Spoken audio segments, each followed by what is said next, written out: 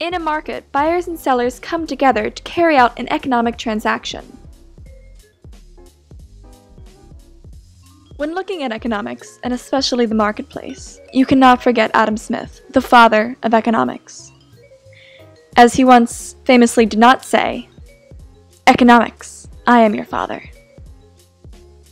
Smith's most famous work was his book, An Inquiry into the Nature and the Causes of the Wealth of Nations.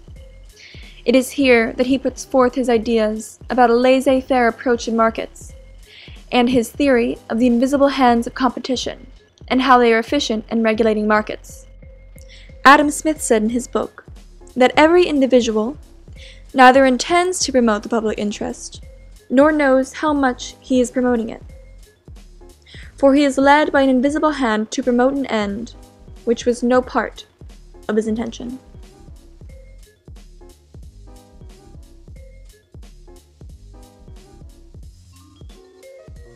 Demand is defined as the quantity of a good or service that consumers are willing and able to purchase at a given price in a given period of time. It is important to note the inverse relationship between price and demand. As price increases, demand will decrease, and vice versa. This is also known as the law of demand, in which we assume ceteris paribus. Ceteris paribus, more correctly pronounced caeteris paribus, is a direct translation from Latin into English, meaning with all else or with other things equal.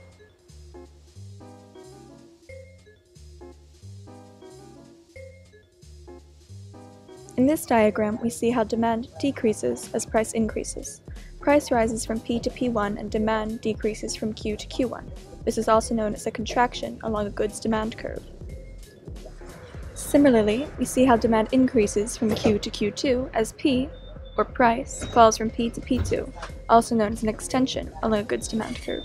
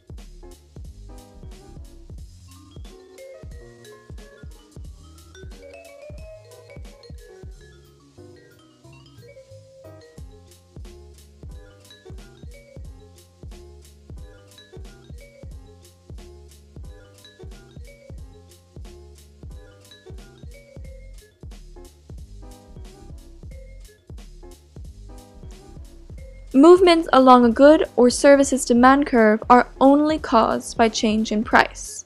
Or, to simplify, movements are caused by change in price.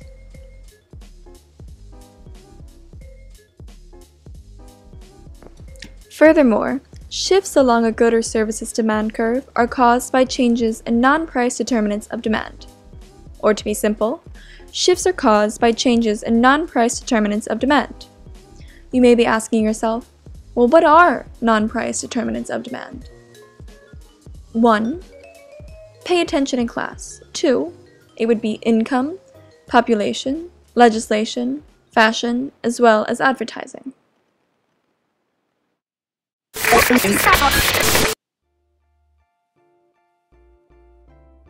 Supply is the quantity of a good or service that producers are willing and able to provide at a given price in a given period of time.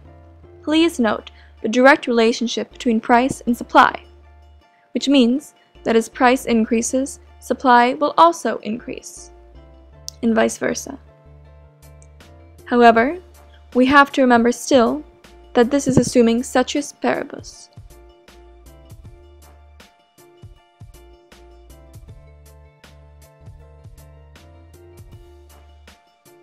In this diagram, we can see that as price increases from P to P1, quantity supplied also increases from Q to Q1. This illustrates the law of supply. Likewise, we can see that as price decreases from P to P2, quantity supplied decreases from Q to Q2. Again, this illustrates the direct relationship between price and supply.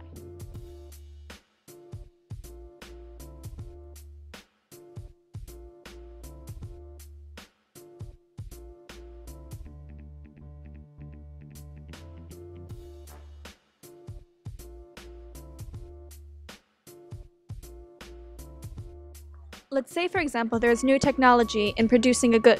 This would cause a shift outward of supply curve from S to S1, increasing quantity supplied from Q to Q1. However, this all happens at the same price of P. Let's say that the government now places a tax on this good. This would decrease supply from S to S2, decreasing quantity supplied from Q to Q2, having less supplied at every price. To summarize, movements along a good or service's supply curve are only caused by change in price. Or to shorten it once more, movements are caused by change in price.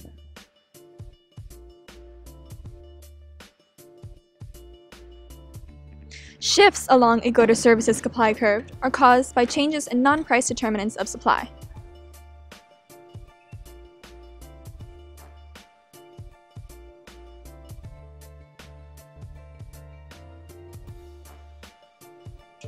These non-price determinants of supply are cost of production, technology, goals of sellers, weather, expectations, sellers entering or leaving the market, or expectations.